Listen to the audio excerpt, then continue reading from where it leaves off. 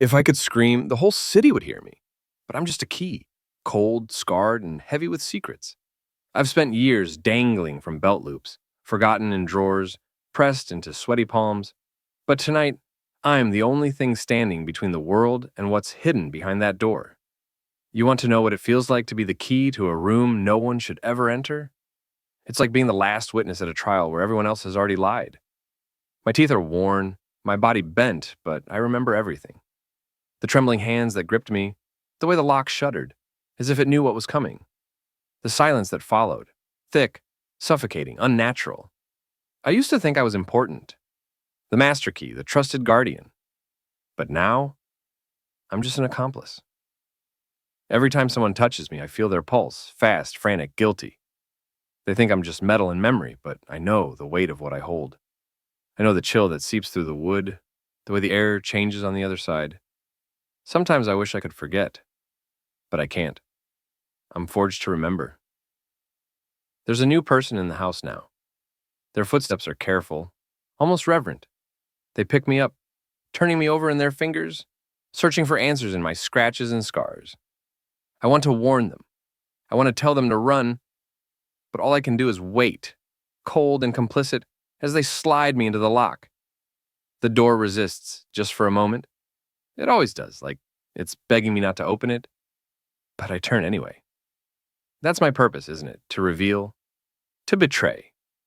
The hinges groan, the air shifts, and suddenly, the room is open, flooded with light, with questions, with the kind of silence that makes your skin crawl. I hear a gasp. I feel the keyring tremble. I know what they see, even if I can't see it myself. I know the truth is out now, and there's no turning back. I'm not just a key.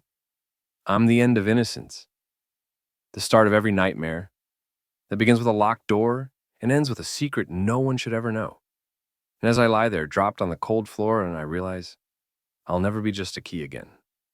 They say objects don't have memories, that we're just things, mute, unfeeling, blind. But I remember every hand that's ever held me. I remember the warmth of trust, the chill of fear, the sticky residue of panic. I remember the night everything changed. I was meant to be ordinary. I opened a door, that's all. A door with peeling paint and a brass number that always caught the morning sun.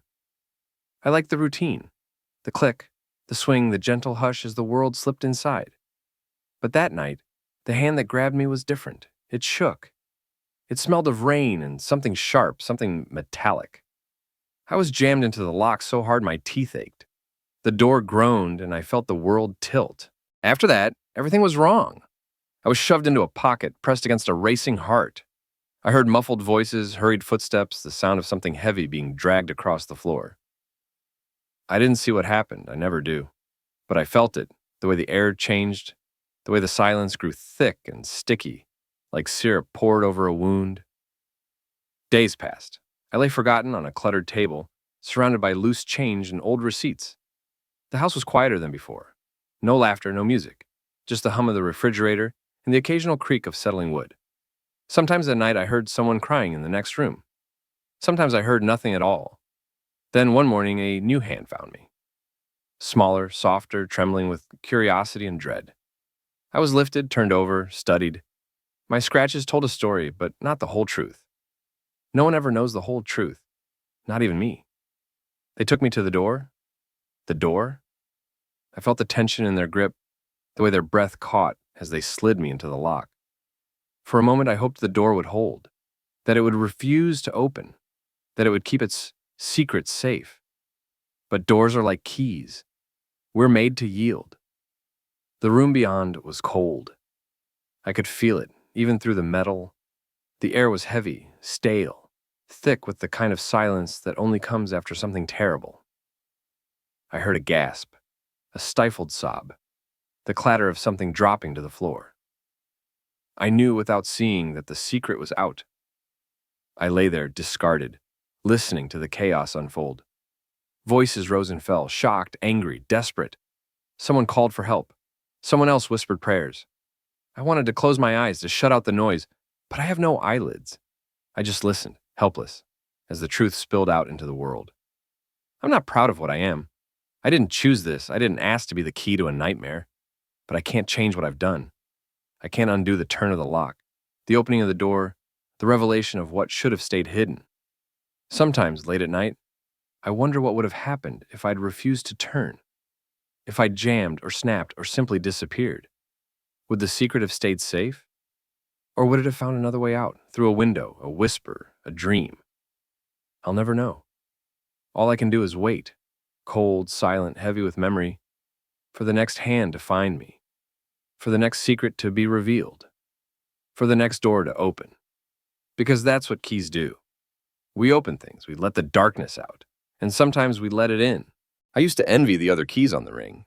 The little brass one that opened the mailbox, always coming home with news and secrets from far away. The silver one for the garden gate, kissed by sunlight and rain, never knowing anything but freedom and fresh air. Even the tiny, useless key for the old bicycle lock. At least it had a purpose that didn't hurt. But me? I'm the one they keep apart now. I feel it every time someone's fingers brush past me, flinching as if I might bite. I'm the one they wrap in a handkerchief, hide in a drawer, bury at the bottom of a purse. I'm the one they wish they could forget. But I don't forget. I can't. I remember the way the house changed after the door was opened. The way the walls seemed to lean in, listening. The way the air grew thick with whispers and suspicion. I remember the police. How their hands were steady, but their eyes darted around the room, searching for something they couldn't name. I remember the flash of cameras, the low murmur of voices, the sharp scent of latex gloves. They picked me up, bagged me, tagged me. Evidence, they called me. As if I could testify. As if I could point a finger. But I have no voice. Only scars. Only the memory of turning, of yielding, of letting the truth spill out like cold water on a tiled floor. I spent days in a plastic bag, pressed between a wallet and a photograph. I listened to the muffled sounds of grief and accusation, the endless question, the silence that followed every answer. I felt the weight of guilt settle over the house like dust, thick and choking. I wanted to scream, to confess, to beg for forgiveness. But I'm just a key. I open doors. I don't close wounds. Sometimes late at night, I hear footsteps in the hallway, hesitant, shuffling, as if the floor itself is afraid to make a sound. I hear the soft click of a light switch, the creak of a chair, the quiet sobs of someone who can't sleep. I want to comfort them, to tell them it's not their fault, that secrets have a way of finding the light. But I know they wouldn't believe me. I wouldn't believe me either. I wonder what will happen to me now. Will I be melted down, recast, given a new purpose? Or will I spend the rest of my days in a box, forgotten, a relic of a story no one wants to remember? Maybe that's my punishment. Maybe that's what I deserve. But sometimes, just sometimes, I think about the door, about the moment before it opened, when everything was still possible, when the world was whole. I think about the hand that held me, trembling, desperate, hoping for something. Redemption, maybe, or just an end to the waiting. I think about the choice I made, the turn I took, the secret I set free. And I wonder, if I had the chance to do it all over again, would I choose differently? Would I refuse to turn? Or would I do exactly what I did? Open the door, let the darkness out, and become the key to a truth that can never be locked away again. I don't know. I'll never know. All I can do is wait, cold and silent, for the next door, because that's what I am, the key. And some doors, once opened, can never be closed. They say time heals. But for me, time is just more waiting, more silence, more chances to replay that moment, the turn, the click, the gasp that followed. I lie in a drawer now, wrapped in a piece of cloth that smells faintly of lavender and old fear.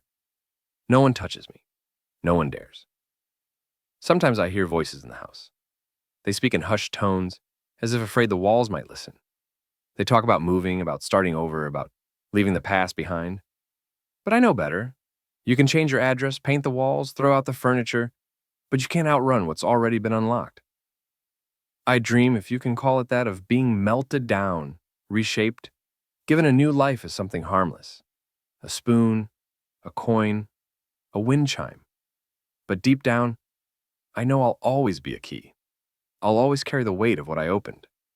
The memory is etched into my metal, a scar that will never fade. One night, the house is quiet, too quiet. I hear footsteps, soft and deliberate. The drawer slides open. A hand, older now, more careful, lifts me out. I feel the tremor in their fingers, the hesitation. For a moment, I think they might throw me away, bury me, finally set me free. But instead, they hold me up to the light, studying my worn edges, my battered teeth. I sense a question in their touch, a silent plea for forgiveness.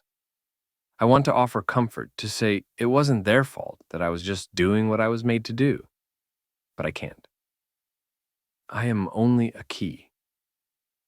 They sigh, a sound heavy with regret, and place me back in the drawer.